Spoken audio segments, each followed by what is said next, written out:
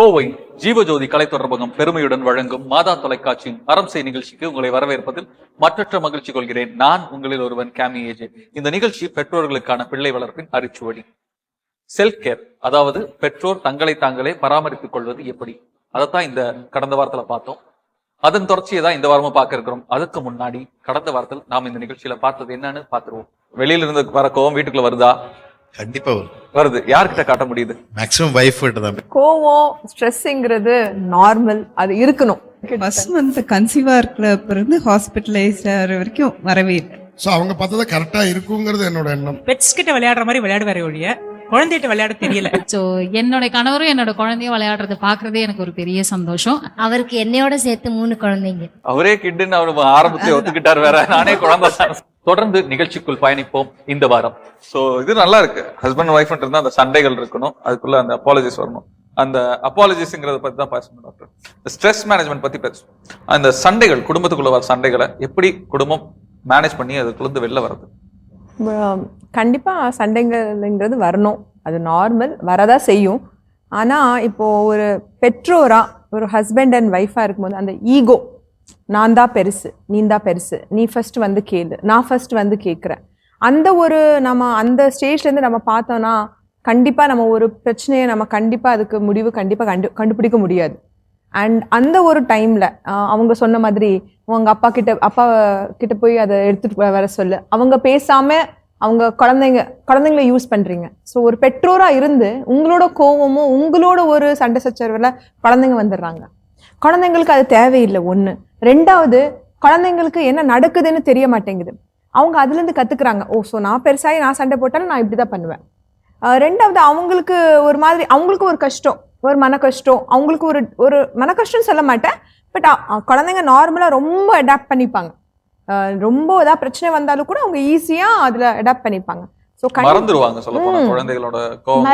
ஈஸியாக மறந்துடுவாங்க, அந்த பிரச்சனை மறந்துடுவாங்க. பட் அது எப்படி அதை ஹேண்டில் பண்ணுங்கிறது கண்டிப்பாக அவங்களுக்கு அடுத்த வாட்டி ஞாபகம் வச்சுருப்பாங்க. ஸோ கண்டிப்பாக பிரச்சனை இருக்கும்போது ஈகோ பார்க்காதீங்க, அதில் குழந்தைங்களை உள்ள கொண்டு வராதீங்க, உள்ள கொண்டு வராதீங்க. உங்க பிரச்சனையை ஃபர்ஸ்ட் குழந்தைங்களுக்கு முன்னாடி வச்சுக்க கூடாது. ரெண்டாவது, உங்க பிரச்சனையை எப்பவுமே உங்க 2 பேருக்குள்ளதான் இருக்கணும். அது ரூமுக்குள்ளேயே பண்ணிக்கிங்க, வெளியே கொண்டு வரக்கூடாது. குழந்தைங்களை அதுக்குள்ள இன்வால்வ் பண்ணாதீங்க. ஓகே. ஸோ இப்போ இந்த குழந்தைகள் இன்வால்வ்மெண்ட் அப்படின்னு வந்ததுக்கப்புறம் ஒரு முக்கியமான கொஸ்டின் இருக்கு, இந்த பொசசிவ்னஸ். கணவன் மனைவிக்குள்ள இருக்கக்கூடிய அந்த ஒரு பொசசிவ்னஸ், அது வந்து குழந்தைகளால ரொம்பவே அடிபடுன்னு கேள்விப்பட்டிருக்கேன். அதாவது என்ன, ஒரு பக்கம் வந்து என் குழந்தை அம்மா கூடயே ஒட்டிட்டு இருக்கான், என்கிட்ட வரமாட்டேங்கிறாங்க ஒன்று. இன்னொன்று, என் குழந்தை அப்பா கூட ஒட்டிட்டு இருக்கான், என் கூட வரமாட்டேங்கிறாங்க. இது வந்து ஒரு டைப் ஆஃப் பொசசிவ்னஸ். இன்னொன்று, என் மனைவி குழந்தைங்க கூட தான் அட்டாச்மெண்டா இருக்காங்க, என் கூட இருக்க மாட்டேங்கிறாங்க அப்படிங்கிறது ஒண்ணு. இல்லைன்னா என் கணவன் குழந்தைங்க கிட்ட காட்டுற அஃபெக்ஷனை என்கிட்ட காட்ட மாட்டேங்கிறாங்க. குடும்பத்துக்குள்ளேயே இருக்கக்கூடிய இந்த ஒரு பொசசிவ்னஸ், அது இருக்கா வீட்டுல எல்லாம்? எப்படி பாக்குறீங்க? அவங்க சிரிக்கிறாங்க, அப்ப இருக்குன்னு அர்த்தம். சொல்லுங்க.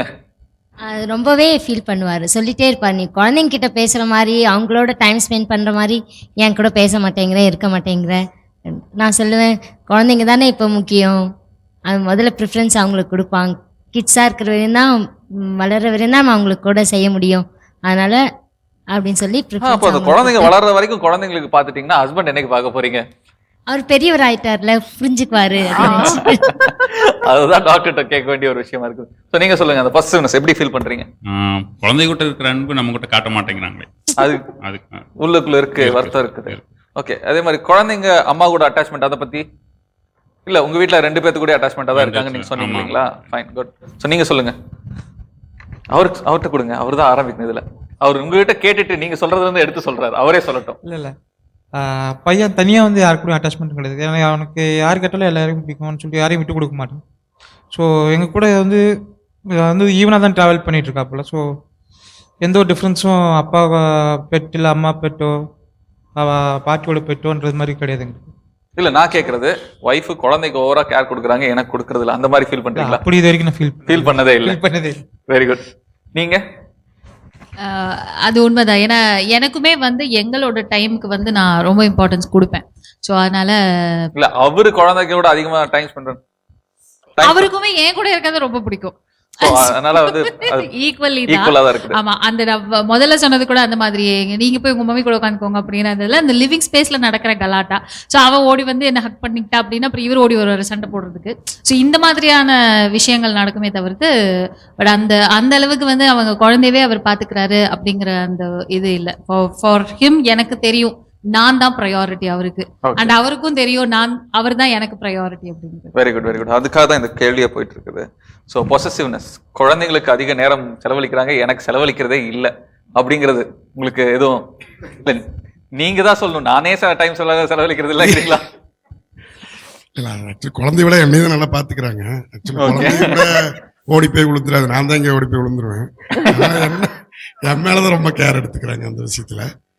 மற்றபடி எல்லாத்தையும் ஈக்குவலாக தான் பார்க்குறாங்க. என் மேலே தான் கொஞ்சம் கேர் அதிகமாக இருக்காங்க. ஓகே, ஸோ அவங்க கிட்ட கொடுங்களேன்.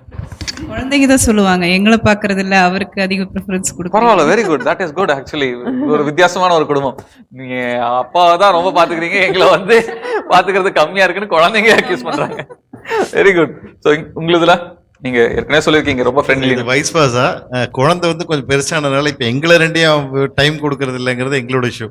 ஓகே, ஃப்ரெண்ட்ஸோட தான் மேக்ஸிமம் டைம் இருக்கான். ஓ, அவன் அதாவது பொசசிவ்னஸ் வந்து உங்களுக்கு உங்க குழந்தை மேல இருக்குது. ஆப்வியஸ், அவர் வளர்ந்துட்டதுனால உங்களுக்கு அவன் டைம் ஸ்பெண்ட் பண்றது இல்லைன்னு சொல்லி.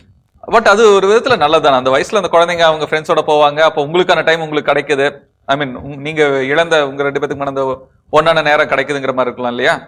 அது ஒன்று. ரெண்டாவது பொசசிவ்னஸ்ன்னு அப்படியெல்லாம் கிடையாது இவருக்கு. பையனை ஜாஸ்தி பார்த்துட்டா ரொம்ப இஷ்டம் தான் அவனுக்கான. அவன் சொல்றதுன்னா அப்பா சொல்றதான் எல்லாம். இப்போ அந்த அட்லசன்ஸ் ஏஜ்ல இருக்கனால அப்பாவுக்கு ரொம்ப இம்பார்ட்டன்ஸ் கொடுக்குற அப்படின்ற மாதிரி இவர் ஹி அண்டர்ஸ்டாண்ட்ஸ். அவன் அந்த வயசுல அப்படிதான் இருப்பான். நீங்க ஃபீல் பண்றீங்களா அப்பா இல்ல எனக்கு எப்பயுமே எப்படின்னா அவங்க சொன்ன மாதிரி தான், அவன் வளர்ந்துருவான், இவர் இன்னும் விளையாண்டே இருக்காரு. சோ ஹி நீட்ஸ் மோர் அப்படின்ற மாதிரி எனக்கு ஒரு எப்பயுமே ஒரு ஃபீலிங். சோ எப்பயுமே பாத்தீங்கன்னா எங்க வெளியில போனாலும் 2 பேரும் ஒரே மாதிரி தான் இருக்காங்க. ஆமா ஆமா, எங்க போனாலும் நான் ரொம்ப ரொம்ப அப்படியே பின்னாடி பாத்துட்டே இருப்பேன். இந்த ஹெலிகாப்டர் பேரண்டிங் வந்து நான் இவருக்கு ஜாஸ்தி பண்றோம்னு எனக்கு ரொம்ப ஃபீலிங் இருக்கும். But he knows, he is older to me, he knows everything. தெரிஞ்சாலும் கூட நான் அவனை கூட விட்டுருவேன். எங்க 10 மணி நைட் எங்காவது ஃப்ரெண்ட்ஸ் கூட போய் 10 o'clock 10:30 என்ன கேட்பாரு, என்ன ஃபோன் பண்ணலையான்னு. அவனுக்கு கூப்பிட்டுருக்க மாட்டேன், பட் இவரை 4 தடவை கூப்பிட்டுருப்பேன். அது இன்னும் நடக்குது. சோ அது தெரியல, மேபி என் பையன் சொல்ல மாதிரி அப்பா ரொம்ப பாக்குறாருன்னு அவர் சொன்னா சொல்ல, மத்தபடி ஒண்ணு. ஆனா பாக்குறவங்க நேர்களோட வீட்டுல மோஸ்ட்லி எடுத்துக்கிட்டோம்னா அந்த பொசசிவ்னஸ் வந்து நிறையவே இருக்கும். அவங்க சொன்ன மாதிரி தான். ஸோ அந்த பொசசிவ்னஸ் வந்து எல்லா வீட்லயும் இருக்காது. எப்படி ஹேண்டில் பண்றது டாக்டர்? வீட்டுல வந்து குழந்தைகளுக்கு அதிக கவனம் செலுத்துறாங்க, என் கூட அதிக நேரம் செலவிடுவதில்லை அப்படிங்கிற ஒரு காரணம் இருக்குது. அதை எப்படி ஹேண்டில் பண்றது? கண்டிப்பா இந்த எபிசோட்ஸ் எல்லாமே இது நோக்கி தான். நீங்க 2 பேரும் உங்களோட டைம், உங்களுக்குன்னு தனி ஒரு டைம் கண்டிப்பா தேவை. அது குழந்தைங்கள அதுக்குள்ள வர வேண்டாம். அந்த டைம் ஆர் நீங்க ஏதாவது பண்ணோமோ அதை நீங்க கண்டிப்பா செப்பரேட்டா உங்களுக்குன்னு ஒன்று வச்சுக்கிட்டீங்கன்னா இந்த ஒரு பொசிசிவ்னஸ் குழந்தை இப்போ அவர் சொன்ன மாதிரி அவங்க என்னோட ரொம்ப இது பண்ண மாட்டேங்கிறாங்க, டைம் ஸ்பெண்ட் பண்ண மாட்டேங்கிறாங்க, அந்த ஒரு கேப் வராது. அப்படி இல்லைன்னா சில பேர் என்ன சொல்றாங்க, இப்போ குழந்தைங்க ரொம்ப வளர்ந்துட்டாங்க, அவங்க தானாவே போறாங்க, அவங்கள நாங்க ரொம்ப மிஸ் பண்ணிட்டு இருக்கோம். நான் ஒரு ஏஜ் வந்தா கண்டிப்பா அவங்க அப்படியே செப்பரேட் ஆகி போயிடுவாங்க. ஃப்ரெண்ட்ஸ், அடோலசன்ஸ் சொன்ன மாதிரி ஃப்ரெண்ட்ஸ் ரொம்ப ரொம்ப முக்கியம் அந்த ஸ்டேஜ்ல. ஸோ கண்டிப்பா நீங்க என்ன பண்ணலான்னா, ஒரு பெற்றோரா உங்களோட டைம் உங்களுக்குன்னு கண்டிப்பா குழந்தைங்களுக்கு புரிய வைக்கணும். அந்த டைம் அவங்க அதுக்குள்ள வரக்கூடாது, இது எங்களுக்குன்ற டைம். ரெண்டாவது, குழந்தைங்களோட இருக்கும்போது எல்லாம் ஜாயிண்டா 2 பேரும் சேர்ந்து டிசிஷன் எடுக்கணும். நான் மட்டும் எடுத்தாதான் அவங்க ஃபீல் பண்ணுவாங்க. இப்போ நான் மட்டும் இது ரைட், எனக்கு இப்படி தோணுது அப்படி தோணுது, நான் ஒருத்தர் மட்டும் பேரண்ட் பண்ணாதான் இன்னொருத்தவங்க ஃபீல் பண்ணுவாங்க. சேர்ந்து பண்ணும்போது ஒன்னா பண்றோம் அப்படிங்கிற ஒரு ஃபீலிங் வரும்போது அந்த தனியா இருக்கிற ஃபீலிங் வராது. அது எப்படி பண்றது டாக்டர் பேரண்டிங்க வந்து? இப்போ கண்டிப்பா பெற்றோர் இப்போ ஏதாவது ஒரு பார்ட்டிக்கு போறோம், இவங்க சொல்ற மாதிரி எங்க வெளியே போறாங்க, பையன் எங்க வெளியே போறான்னா 2 பேரும் அப்பா கிட்ட நீ கேட்டியா, அம்மா கிட்ட 2 பேர்கிட்ட கேட்டியா, ஒருத்தர் கிட்ட மட்டும் சொல்லிட்டு போக கூடாது. 2 பேர் என்ன ரூல், ஓகே 6 மணிக்குள்ள நீ வீட்டுக்கு வரணும், இந்த டைம் 2 பேரும் சேர்ந்து பண்ற ஒரு ரூலா இருக்கணும். அப்பா மட்டும் சொல்லக்கூடாது, அம்மாக்கு தெரியாம இருக்கும். நான் அம்மா கிட்ட மட்டும் நான் சொல்லிட்டு பண்ணேன், நான் அம்மா கிட்ட சொல்லிட்டேன் உங்களுக்கு தெரியாதா அப்படின்னு வரக்கூடாது. 2 பேரும் சேர்ந்து பண்ணும்போது அந்த ஒரு யூனிட்டி வரும். அப்போ அந்த ஒரு அம்மா கிட்ட மட்டும் தான் கேட்டுட்டு போனா என்கிட்ட சொல்லல அப்படிங்கிற அவங்களும் ஃபீல் பண்ண மாட்டாரு, குழந்தையும் கரெக்டா சொல்லிட்டு போகும். நார்மலா குழந்தைங்க அழகா இந்த பக்கம் ஒண்ணு அந்த பக்கம் ஒண்ணு சொல்லுவாங்க. ஸோ நீங்க 2 பேரும் ஜாயிண்டா நிற்கும் போது அவன் ஒரு பெரிய வால் கிட்ட வந்து மோதும் போது அவன் கண்டிப்பா அங்கேதான் நிக்கணும், பாஸ் பண்ணி போக முடியாது. இது எல்லா வீட்லயும் நடந்திருக்க போல இருக்கு, எல்லாருமே ஆமா ஆமா அப்படின்னாங்க.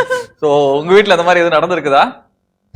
ஆக்சுவலா சொல்ல போனா எதா இருந்தாலும் அப்பாட்ட கேட்காம இல்ல, சும்மா ரொம்ப சின்ன விஷயமா இருந்தாலும் என்னால் முடிஞ்சாலும் அது ஒரு மணி நேரம் ஃப்ரெண்டுக்கு வீட்டுக்கு போனாலும் சரி, அவன் ஃப்ரெண்டு வீட்டுக்கு வரதா இருந்தாலும் சரி, எல்லாமே அப்பாட்ட சொல்லணுமா? இல்லை அப்பா வேண்டாம், இவர் நான் கூட வேண்டான்னு சொல்லுவேன், அவர் வேண்டான்னு சொல்லவே மாட்டார், என்னைக்குமே சொன்னதில்லை. So, அந்த தைரியத்துல அப்பாட்ட அப்படி மட்டும் கேட்டுக்கலாம். இல்லை, அப்போ அவனுக்கு என்ன, ஆனால் அவங்கள பொறுத்த வரைக்கும் அம்மா கிட்ட என்ன வேணா கேட்டுடலாம்.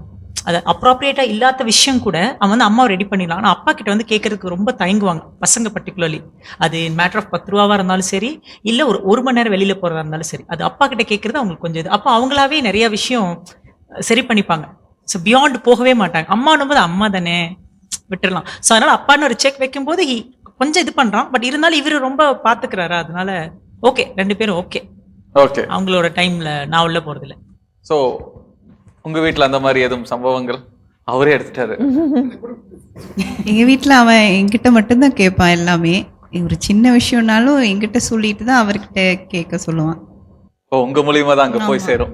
அது உங்களுக்கு அது என்ன சொல்றது, ஒரு ஃபீல் இருக்குதா? கஷ்டமா தான் இருக்கும். அது ஏன் என்கிட்ட சொல்லல அப்படின்னாங்க. திடீர்னு வந்து கேட்ட பையன் இருக்கு மாட்டேன், எங்கன்னு கேட்டா அதை என்கிட்ட சொல்லிட்டான் அப்படிங்குவாங்க.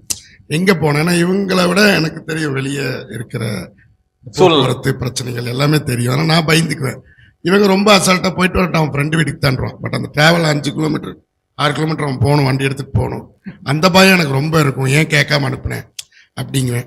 ஏன்னா நம்ம டெய்லி வெளியே போயிட்டு வரப்போ அந்த தப்பான விஷயம் நம்ம சொல்லவும் முடியாது, ஏன் சொல்றோம் அப்படின்னு சொல்ல முடியாது. அதையும் குழந்தைகிட்ட சொல்லாமா வேண்டாமா வந்திருப்பேன், வரப்பே பயந்துட்டு வருவான். இவங்க அசால்ட்டா என்ன பண்ணிடுவாங்கன்னா, நான் போயிட்டு வா ஃப்ரெண்டு வீட்டுக்கு தானே, அவன் போயிட்டு வந்தேன். அது ஒரு வருத்தம் உங்களுக்குள்ள இருக்கதா செய்யுது. கண்டிப்பா வருத்தமாவும் இருக்கும், பயமாவும் இருக்கும். இவங்களோட டிசிஷன் டக்கு டக்குன்னு சொல்லிடுறாங்க.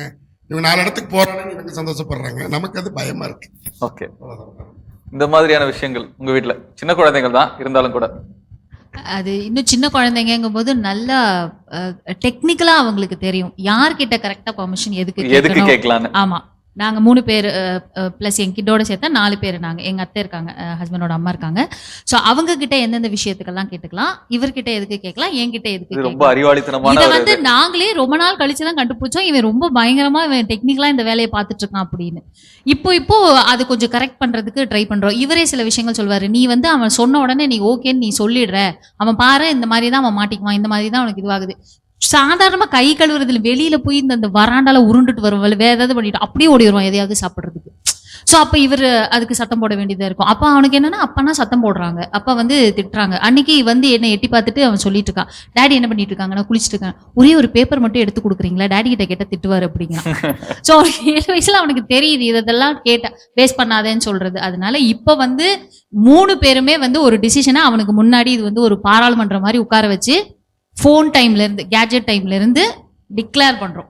நீ இதை எங்க போய் எப்படி மாத்தி சொன்னாலும் வேலைக்கு ஆகாது, இந்த டைமிங்னா இந்த டைம் தான். 3 பேரும் இல்லனா அப்பாட்ட ஓகே சொல்லிட்டேன், அம்மாட்ட ஓகே வாங்கிட்டேன், பாட்டிட்ட வாங்கிட்டேன் சொல்லி. எப்ப பார்த்தாலும் நான் வந்து வர்க் பண்ணிட்டு இருக்கேன் அப்படின்னா இவங்க கடை வச்சிட்டு இருக்காங்க, இவன் உடனே பழிய தூக்கி என் மேல போட்டுடுறான். நான் அம்மா கிட்ட கேட்டேன், அம்மா கிட்ட நாங்க விதியேன்னு உட்காந்துட்டு இருப்பேன், நான் அம்மா கிட்ட கேட்டுட்டேன்ருவான்.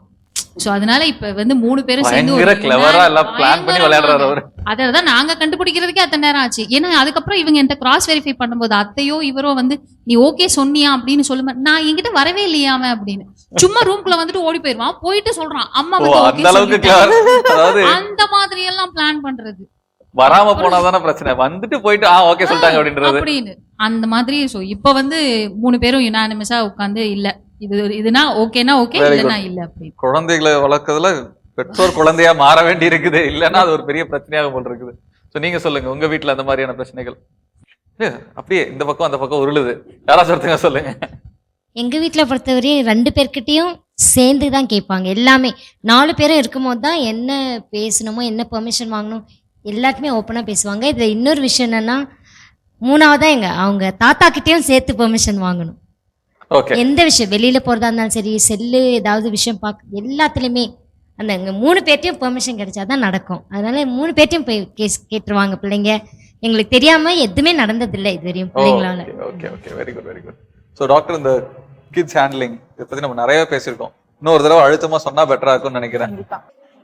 கண்டிப்பா பெற்றோர் ஒரு ஞாபகம் வச்சுக்கோங்க, குழந்தைகிட்ட கண்டிப்பா வேற வேற விதமா பேசக்கூடாது. ஃபார் எக்ஸாம்பிள், அப்பா ஏதாவது கண்டிச்சு சொல்றாரு, இப்போ இது பண்ணக்கூடாது அப்படின்னு சொன்னா நீங்க வந்து பரவாயில்ல சின்ன பையன் தானே அதுல என்ன இருக்குது அப்படின்னு நீங்க தட்டி அந்த குழந்தைக்கு முன்னாடி நீங்க சொல்லும் போது குழந்தை அதை இலக்காரமா எடுத்துக்கும்.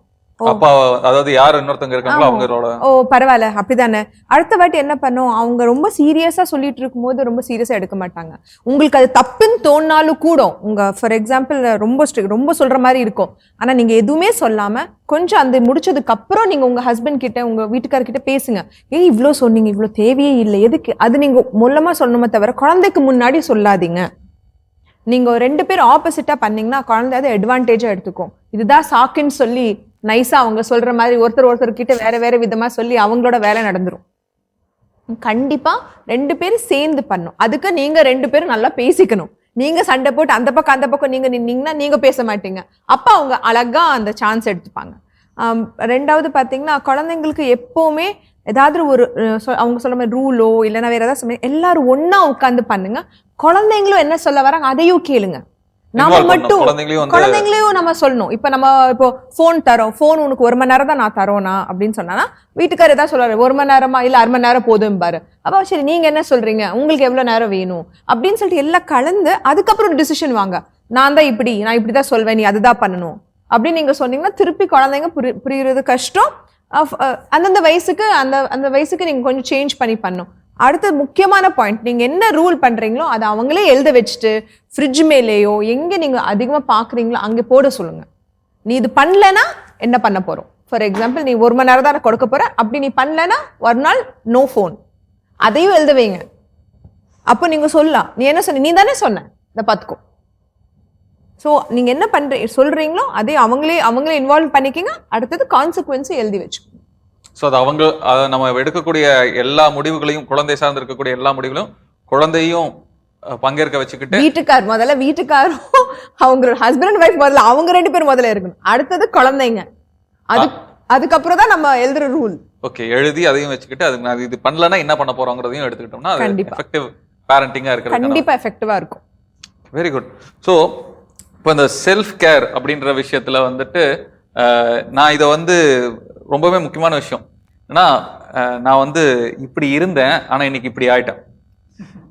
அந்த அளவில் இருக்கணும்னு நினைச்சிருந்தேன், ஆனா என்னால முடியல. இவ்வளவுதான் என்னால அச்சீவ் பண்ண முடிஞ்சது. காரணம் நான் ஒரு பேரண்ட் ஆனதுனால. அந்த மாதிரி யாரும் ஃபீல் பண்றீங்களா? மேபி நான் என்னுடைய அழகு குறைஞ்சிச்சு, இல்ல என்னுடைய டைம் எல்லாம் இதுக்கே போயிருச்சு, அந்த மாதிரி யாரும் ஃபீல் பண்றீங்களா? யாரும் ஃபீல் பண்ணல.